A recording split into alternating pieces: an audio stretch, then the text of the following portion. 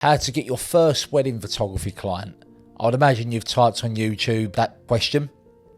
I've done it loads of times, you know, when I first wanted to get into the wedding photography industry.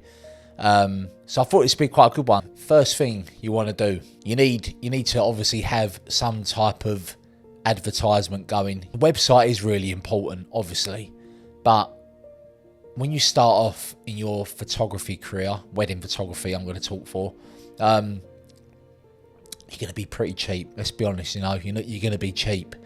So you don't really need a website. If I'm being completely honest, hand on heart, even though I did that, you probably don't need to do that. And that's what I want to do in this video. I'll say things I did do and then actually be honest with myself and go, you probably don't even need to bloody do that. Do you know what I mean? So try and help you as much as possible saving money. That's what you want to do. Save money, do it as quick as you can, easy as you can. So as long as you've got a Facebook business page, get that up and running. Get it on there. If you're lucky enough to have thousands of friends, it will benefit you massively, because you set up that Facebook page, takes you a few hours to do, share it, and then everyone's going to be sharing it, and that's what happened to me. And I'm not lumbered with loads of Facebook friends. I think I've got like 800 or so. I remember when I launched my business and said, I'm not a professional yet. I haven't done any weddings. I'm looking to start to get into it, and everyone shared it. Loads of people shared it, and it reached people with their friends who didn't know me. And it was me being honest, saying, I'm cheap, I'm new, I've got no experience. You might be interested in me. So get the Facebook page going. Pictures wise, what I did at the beginning, so you have some type of portfolio, because there's no point of having a Facebook page or a website or Instagram if you've got no pictures to show. Yeah, you can go out and do street photography. Street photography is a hobby of mine and how I got into the wedding industry. But, clients, they could appreciate it, especially if they're into that style, the photojournalism approach, which I do. But they want to see weddings, don't they? Do you know what I mean? I was very fortunate. I went with a photographer and done a weekend beginners course for photographers, and then a wedding course. This photographer, Jeff Turnbull, if you want to look him up, I think he might still do courses and things like that. He let me go along and assist him. I didn't get paid anything, and it was literally just me carrying bags, holding the flashlights, like a light that I'm putting on me now, a key light, just walking around the dance floor. And I got into it, and I was like, wow. I used to come home, my brain absolutely frazzled just from watching him. And then you'd know then if you want to do it or not. I was very lucky. After a few times doing that with him, he let me take my camera with me, and he knew I wanted to be a documentary photographer. I said from the start, this is the style I want to do. I like street photography. So he let me take my camera and take candids through the day, sometimes like just an hour of the day, but that 1 hour I get hundreds of photos. Go on photography pages and ask if there's, I'm a photographer, if you want to message me, if you live in Cornwall, I'll be happily help. If you want to come along, you don't get paid, you do it the same way I did it. Get your boots dirty, do it the hard way, do it the way you should be doing it, in my opinion. Get experience. There's a lot of styled shoots going on now, which weren't that popular when I started 6-7 years ago. There's my opinion to it, and I'll be honest with you. I'll always be honest and say what I feel about it. Personally, with me, styled shoots, I wouldn't need to do any styled shoots because of my style of photography, and that'll be a separate video which I talk about. But if you want to do styled shoots, let's be honest, they're a good way to get you. If you can't find a photographer that's going to help you go along with them, you go do a styled shoot. You have to pay obviously for the model couple, etc. You get some beautiful photos, obviously, because they're a model couple. They know how to pose. They know how to do it. That's their job. But just be honest, when you're posting them photos online, say they're from a styled shoot. If you are going to do styled shoot, just say, I've never done a wedding, but this is what I can do. This is from a styled shoot, but you can see the quality of the photos, and the couple would appreciate that. Be honest with everyone. Don't ever lie. That'd be another video I can talk about. But if you do it my route, get some pictures, get your boots dirty, get experience, start posting the pictures on your Facebook page, Instagram. if you do go along with the website. So that bit's done. Then we go on to your pricing. Again, I done this 6-7 years ago. Times have changed now, and again, it ain't my way. You know, this just how I did it, and it worked. My first 3 weddings I did for 300 quid. Okay, so that's obviously stupidly cheap. You might clip back now and be like, nah, sorry mate, it ain't for me, I'm not doing that. That's up to you. It's your opinion. Free speech before a 2-tier kid takes it away from us, you know. But that's just my opinion, and it worked. You know, I thought, why would I can't justify charging £800 a grand, 1,500 quid at the time was the minimum rate when I've got no experience. I've got no right to be charging that. Doesn't matter how good your camera is. If you've spent 5k on a camera, and you're really good at street photography or portrait photography, landscape photography, weddings are completely different.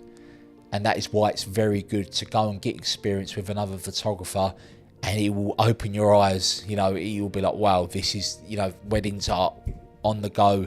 You've got the wedding coordinators going, this is the time schedule, you got to stick to it, you got to be here, you got to be there. You haven't got time to be, you know, mucking about. You know, you've got to get your stuff. There's obviously moments that happen you can't ask them to recreate walking down the aisle if you miss the shot. So remember that straight away. Weddings are nothing like any other genre in photography. I'm not saying harder, I'm just saying that, you know, you could be amazing at portrait pet photography, but this is different game when you're dealing with people at a wedding. So I charged very little. I'd done my first 3 weddings while I was still working full time, and in my first year after doing them 3 weddings I got 10 bookings in my first part-time year. So I'd done that. I was then charging 500 quid to 650. So every couple of bookings I got, more experience I got, getting better, I kept putting it up a little bit more, 50 quid here and there, you know, blah, blah, blah, you know, story, don't need to blabber on about that. Then my first full year, I was at £800 to a grand, which was still £500 under the minimum going rate at the time. But when people question me, like clients would go, ask that question, which they should ask that question, why are you so cheap? And I'll just be honest with them and just say, because I've done hardly any weddings. Like, you know, I've only done 15. Oh, fair enough. You know, they're not going to argue with that. I'm cheap, you know, brilliant. And they could see from my photos that I probably should have been a bit higher. But this is when you might say, no, I'm confident. You know, go for it. You know, I'm not saying it might have worked still if I put them up higher at the beginning. I'm not saying it wouldn't.